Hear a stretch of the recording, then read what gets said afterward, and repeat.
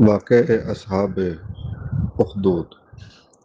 تاریخ انسانیت میں بعض واقعات ایسے ہوتے ہیں جو صرف ایک زمانے یا ایک قوم کی کہانی نہیں رہتے، بلکہ حق و باطل، ایمان و جبر اور سچائی و طاقت کے درمیان ابدی کشمکش کی علامت بن جاتے ہیں۔ اصحاب اخدود کا واقعہ بھی انہی لازوال داستانوں میں سے ایک ہے۔ یہ محض چند افراد کی قربانی کا ذکر نہیں، بلکہ اس حقیقت کا اعلان ہے کہ جب انسان اپنے رب کو پہچان لیتا ہے تو پھر دنیا کی کوئی طاقت اس کے دل سے ایمان کی روشنی نہیں چھین سکتی۔ قرآن مجید نے سورہ بروج میں اس واقعے کا ذکر بڑے اختصار مگر انتہائی اثر انگیز انداز میں کیا ہے، جبکہ رسول اللہ صلی اللہ علیہ وآلہ وسلم نے اس کی تفصیلات بیان فرما کر اسے قیامت تک کے انسانوں کے لیے ہدایت، صبر اور استقامت کا ایک عظیم سبق بنا دیا ہے۔ اس واقعے میں ایک ظالم بادشاہ ہے جو اپنے اقتدار کو دوام دینا چاہتا ہے، ایک بوڑھا جادوگر ہے جس کا زمانہ ختم ہو رہا ہے، ایک راہب جو خاموشی سے حق کا چراغ روشن کیے ہوئے ہے، اور ایک نوجوان لڑکا ہے جو سچائی کی تلاش میں نکلتا ہے اور بالآخر پوری قوم کے لیے ہدایت کا ذریعہ بن جاتا ہے۔ قصے کا آغاز ایک ایسے بادشاہ سے ہوتا ہے جو اپنی رعایا پر مکمل اقتدار رکھتا تھا اور اس اقتدار کو قائم رکھنے کے لیے جادو اور دھوکے کا سہارا لیتا تھا۔ اس کا جادو جب بڑھاپے کو پہنچا تو اس نے درخواست کی کہ ایک ذہین لڑکا اس کے سپرد کیا جائے تاکہ وہ اپنا علم اسے منتقل کر سکے۔ بادشاہ نے ایک سمجھدار لڑکے کا انتخاب کیا اور اسے جادو سیکھنے کے لیے مقرر کر دیا، لیکن اللہ تعالیٰ نے اس لڑکے کے لیے ایک اور راستہ منتخب کر رکھا تھا۔ جادوگر کے پاس جاتے ہوئے اس کا گزر ایک راہب کے پاس سے ہوتا تھا۔ راہب کی گفتگو میں سچائی تھی، دل کی گہرائی تھی اور اللہ کی معرفت کا نور تھا۔ لڑکا اس کے پاس بیٹھنے لگا اور اس کی باتوں سے متاثر ہوتا گیا۔ یوں ایک طرف جادو تھا جو انسان کو فریب دیتا ہے اور دوسری طرف ایمان تھا جو انسان کو حقیقت سے آشنا کرتا ہے۔ نوجوان دل نے جلد ہی محسوس کر لیا کہ راہب کی باتوں میں وہ سکون اور یقین ہے جو جادوگر کے علم میں نہیں۔ یہیں سے اس کے اندر حق کی تلاش کا سفر شروع ہوا۔ ایک دن اللہ تعالیٰ نے اس نوجوان کے لیے فیصلہ کن مرحلہ پیدا کر دیا۔ راستے میں ایک خوفناک جانور نے لوگوں کی آمد و رفت روک رکھی تھی۔ لوگ خوف کے مارے بے بس کھڑے تھے۔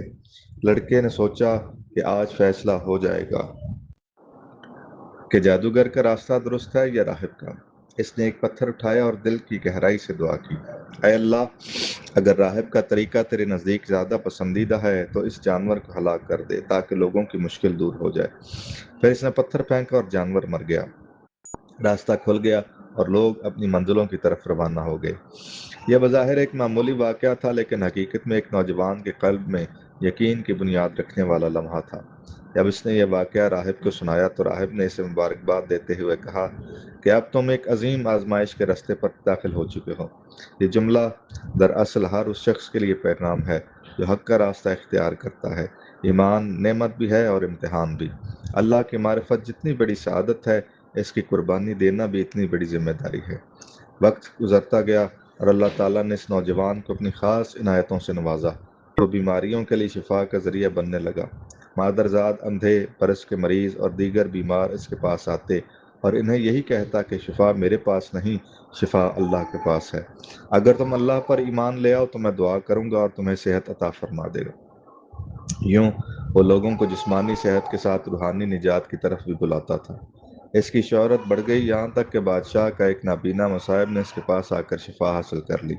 جب بادشاہ کو یہ معلوم ہوا کہ اس کا مصاحب دیکھنے لگا ہے تو اس نے حیرت سے پوچھا کہ تمہاری بینائی کس نے واپس کی؟ اس نے جواب دیا، میرے رب نے۔ بادشاہ نے کہا، کیا میرے سوا بھی کوئی رب ہے؟ اس نے کہا، میرا اور تمہارا رب اللہ ہے۔ یہی وہ لمحہ تھا جب ظلم اور ایمان کا تصادم کھل کر سامنے آ گیا۔ بادشاہ نے تشدد کا راستہ اختیار کیا، لوگوں کو اذیتیں دیں اور ایمان لانے والوں کو قتل کروانا شروع کر دیا۔ لیکن تاریخ کا عجیب اصول ہے کہ ظلم جتنا بڑھتا ہے، حق کی آواز اتنی ہی بلند ہو جاتی ہے۔ بادشاہ نے اس نوجوان کو ختم کرنے کا فیصلہ کیا۔ پہلے اسے پہاڑ کی چوٹی پر لے جا کر نیچے پھینکنے کی کوشش کی گئی، لیکن اس نے اللہ سے دعا کی اور پہاڑ لرز اٹھا۔ ظالم نیچے گر کر ہلاک ہو گئے اور نوجوان محفوظ رہا۔ پھر اسے کشتی میں بٹھا کر سمندر کے بیچ لے جایا گیا تاکہ وہاں ڈبو دیا جائے، لیکن اللہ کی مدد پھر اس کے ساتھ تھی۔ کشتی الٹ گئی، ظالم غرق ہو گئے اور وہ بچ گیا۔ ان واقعات نے ثابت کر دیا کہ زندگی اور موت کا اختیار صرف اللہ کے ہاتھ میں ہے۔ جب تک اللہ نہ چاہے کوئی طاقت کسی کو نقصان نہیں پہنچا سکتی۔ آخر کار نوجوان نے خود بادشاہ کو اپنی موت کا طریقہ بتایا۔ اس نے کہا، اگر تم واقعی مجھے قتل کرنا چاہتے ہو تو سب لوگوں کو ایک میدان میں جمع کرو، پھر میرے رب کے نام سے تیر چلا کر مجھے مارو۔ بادشاہ نے یہی کیا۔ اس نے اعلان کیا، لڑکے کے رب اللہ کے نام سے، اور تیر چلا دیا۔ تیر نوجوان کی کنپٹی پر لگا اور شہید ہو گیا۔ بظاہر بادشاہ کامیاب ہو گیا تھا، لیکن حقیقت میں وہ اپنی سب سے بڑی شکست کا آغاز کر چکا تھا۔ جس لمحے نوجوان زمین پر گرا، اسی لمحے ہزاروں دل جاگ اٹھے۔ لوگوں نے پکار کر کہا، ہم اس لڑکے کے رب پر ایمان لائے۔ ایک نوجوان کی شہادت پوری قوم کی بیداری کا سبب بن گئی۔ بادشاہ نے سوچا تھا کہ وہ ایک آواز خاموش کر دے گا، مگر اس کی کوشش نے بے شمار آوازوں کو جنم دے دیا۔ یہی تاریخ کا وہ سبق ہے جسے ظالم حکمران بار بار بھول جاتے ہیں۔ طاقت جسموں کو تو جلا سکتی ہے، لیکن عقیدے کو نہیں جلا سکتی۔ بادشاہ غصے سے پاگل ہو گیا۔ اس نے خندقیں کھدوائیں، ان میں آگ بھڑکائی اور حکم دیا، جو ایمان سے پھر جائے اسے چھوڑ دو، جو اپنے عقیدے پر قائم رہے اسے آگ میں پھینک دو۔ پھر ایک عجیب منظر تاریخ نے دیکھا۔ لوگ گروہ در گروہ آگ کی طرف بڑھتے رہے، مگر ایمان سے دستبردار نہ ہوئے۔ ان کے سامنے دہکتے ہوئے شعلے تھے، لیکن ان کے دلوں میں اللہ کی محبت اس آگ سے کہیں زیادہ روشن تھی۔ دنیا کی چند سانسوں کے بدلے انہوں نے ہمیشہ کامیابی خرید لی۔ اس واقعے کا سب سے دردناک اور ایمان افروز منظر وہ ہے جب ایک عورت نے اپنے شیرخوار بچے کو گود میں لیے آگ کے کنارے آتی ہے۔ ماں کے قدم رک جاتے ہیں۔ ایک لمحہ کے لیے ممتا کا جذبہ اسے سوچنے پر مجبور کرتا ہے، سامنے آگ ہے اور گود میں معصوم بچہ، لیکن اسی لمحے اللہ تعالیٰ نے اپنی قدرت کا ایک اور نشان ظاہر فرماتا ہے۔ شیرخوار بچہ بول اٹھتا ہے، اماں صبر کرو، تم حق پر ہو۔